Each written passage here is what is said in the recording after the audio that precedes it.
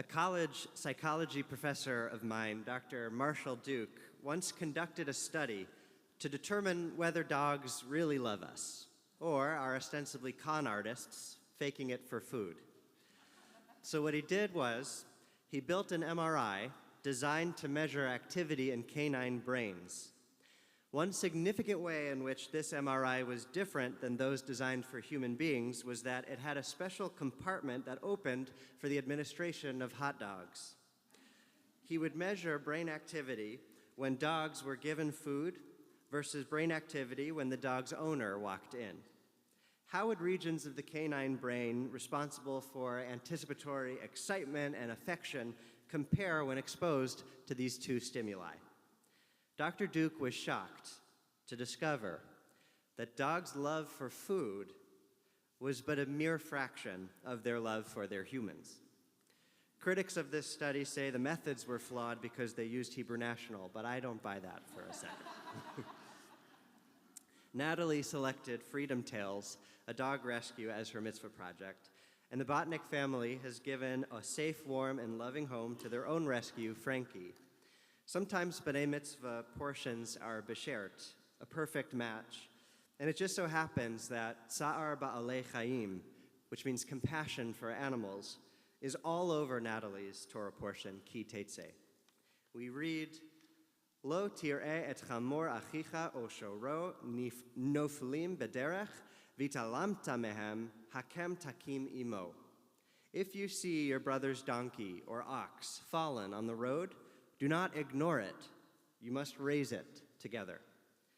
The rabbis used this as the basis for a much larger principle that animals experience complex emotions and distress and must be treated with compassion.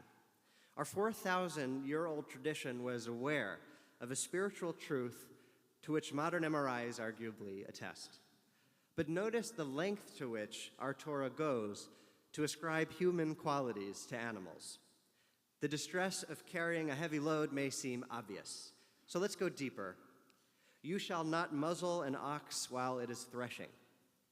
Rabbi Lord Jonathan Sachs notes that in the same portion, people who are working in their neighbor's vineyard are permitted to eat what they can pick so long as they don't take advantage and load up baskets full of grapes. So too, animals must not be muzzled and prohibited from snacking while they work. Okay, animals are slowly getting more human, but wait, there's more. You shall not plow with an ox and a donkey together. On its face, this law clearly means that since oxen are stronger, it would be cruel to make a weaker donkey share the same yoke as an ox so that it's forced to keep up. But the Tosafot, medieval commentators on the Talmud, say that the pain inflicted on the donkey isn't just physical here. Since cows chew their cud, the Tosafot argue, the donkey would think the cow is constantly being fed.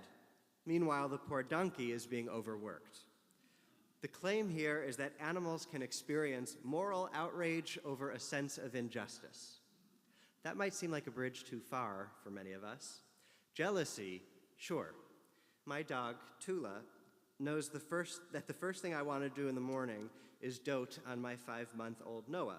So what she does is she stands in front of the door to the nursery like a linebacker, securing her morning walk before baby visitation. Jealousy. But animals experiencing a sense of injustice? Our Torah would never engage in such flights of fancy. Oh yeah, when Bilam, prophet for hire, rides his donkey on his way to curse the Israelites, God sends an angel to stop him.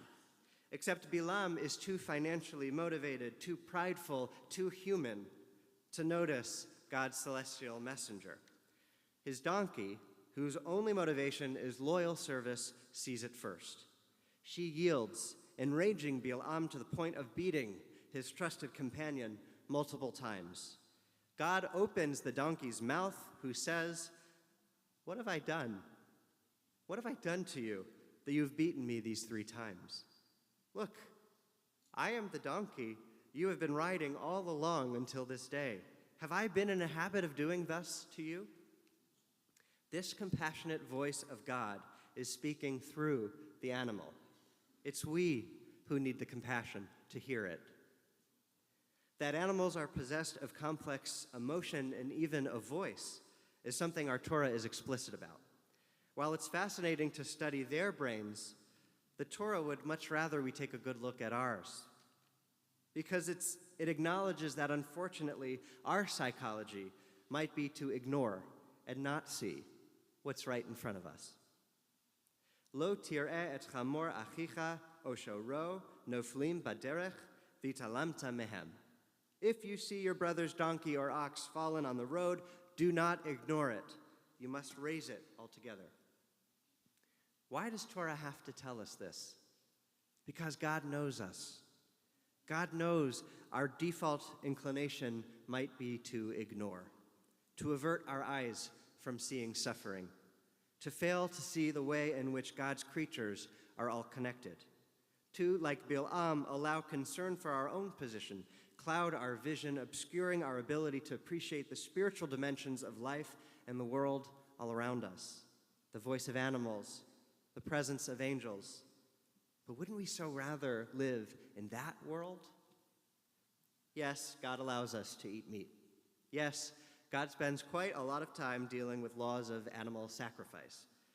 But it's hard for me not to understand these as disappointing concessions to human needs, perceived or real. Generations after telling Adam and Eve that every seed-bearing fruit and vegetable has been given to them for food, God tells Noah, after the flood, that every creature that lives shall be yours to eat, and that the fear and dread of you shall be upon all the animals. We can eat meat, but the price we pay is fear over friendship. It's sad when cute little animals fear us. It's sad when rescue dogs sometimes need to learn how to trust and love us again. But kashrut prohibits us from eating most animals, presumably the tastiest ones, and it demands we not take the privilege lightly. Natalie, your uncle, Rabbi Gabe Botnick, who is certified in shechita, ritual slaughter, taught me, because he was one of my great teachers at rabbinical school, the lengths we're meant to go to uphold the dignity and appreciate the sanctity of the animal life we take. Do not cook a kid in its mother's milk is the foundation of kashrut, our kosher laws, the kosher dietary laws. Or to return to our parsha, if along the road you chance upon a bird's nest in any tree or on the ground with fledglings or eggs, and the mother sitting over the fledglings or on the eggs, do not take the mother with her young. Let the mother go and take only the young, in order that it may be good for you and lengthen your days. The first half draws our attention to the fact that any creature capable of motherhood demands our respect and consideration. But it's the last part that I want to deal with, and I'll end with it. In order that it may be good for you and lengthen your days. Ultimately, the laws of tsa'ar ba'alei chayim, compassion towards animals, might not even be predominantly about protecting animals. What if everything really is all about us?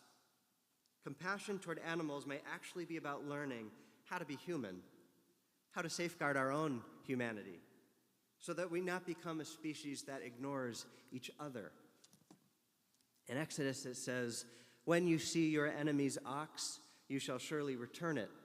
But this week, we read, "When you see your brother's ox, you shall certainly return it." Rabbi Bachia, the 13th century Spanish commentator, asks, what if it's the same guy? Your enemy from Exodus is now your brother in Leviticus. It's the same person after you took the time to return his ox and travel to his village and understand where he comes from. Rabbeinu Bachia argues that returning the lost animal is a pretense for two people to reconcile their differences. Dr. Marshall Duke has compelling evidence that dogs are not con artists. But tsa'ar ba'alei chayim, compassion toward animals, might just be a diabolical scheme to cultivate our humanity toward one another. Lo tir'eh et chamor achicha o shoro noflim baderech v'talamta mehem. Do not ignore the plight of your brother's ox or donkey, if not for them, then for us, in order that it may be good for us and lengthen our days. Shabbat Shalom.